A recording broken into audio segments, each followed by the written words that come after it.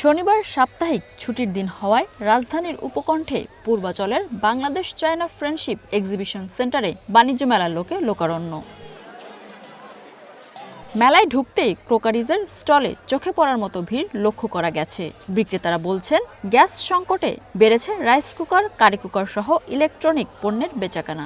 আলহামদুলিল্লাহ, যেভাবে হচ্ছে, যদি গত দিনগুলো ভালো হয় তাহলে আমরা মনে হয় ভালোভাবে এখান থেকে কামব্যাক করতে পারবো। যতদিন যাচ্ছে দর্শকরা আসছে, আমাদের গুণগত মানগুলো দেখছে, তারা সব সময় আমাদের এই গুণগত মান তাদের চয়েস হচ্ছে। ইন্ডাকশন চুলা এগুলা ভীষণ এবার বিক্রি হচ্ছে, কারণ গ্যাসের দাম যেভাবে বাড়ছে এগুলো দেখলাম বেশি, ওখানে দেখলাম অনেক ভিড়, সবাই কিনতেছে।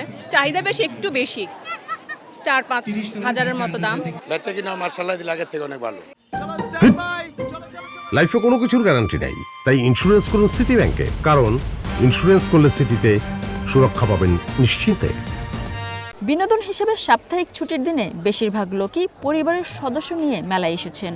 বাচ্চাদের খেলনা ও গৃহস্থালী পণ্যই বেশি কিনছেন বলে জানান ক্রেতা ও দর্শনার্থীরা। হাড়ি পাতিলে বেশি কিনবো, আর বিস্কিট থাকলে বিস্কিট কিনবো, বিছানা চাদর।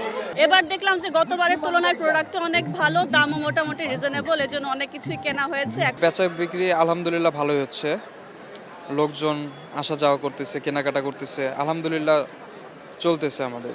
ভিড় আর উৎসবের আমেজের মধ্যে অনেক ক্রেতার অভিযোগ পণ্যের দাম বেশি রাখার। অভিযোগের মধ্যেও ভিড় দেখা গেছে কসমেটিক্স ও পোশাকের স্টলগুলোতেও।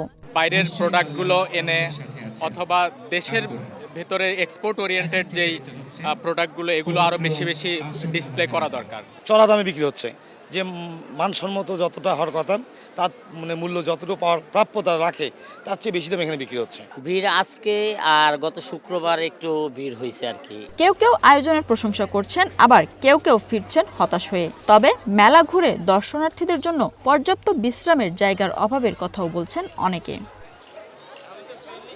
প্রতিবার মেলায় 3.5 শতাধিক স্টল বসলেও এবার স্টল এসেছে 324টি। বাংলাদেশ রপ্তানি উন্নয়ন ব্যুরোর মতে মেলায় এবার পণ্যের মানকে গুরুত্ব দেওয়া হয়েছে। তারা বলছে, পাকিস্তান, থাইল্যান্ড, তুর্কি, ভারত সহ 11টি দেশের স্টল বসেছে এবারের মেলায়। মিনা ফিরদাউস, চ্যানেল 1, ঢাকা।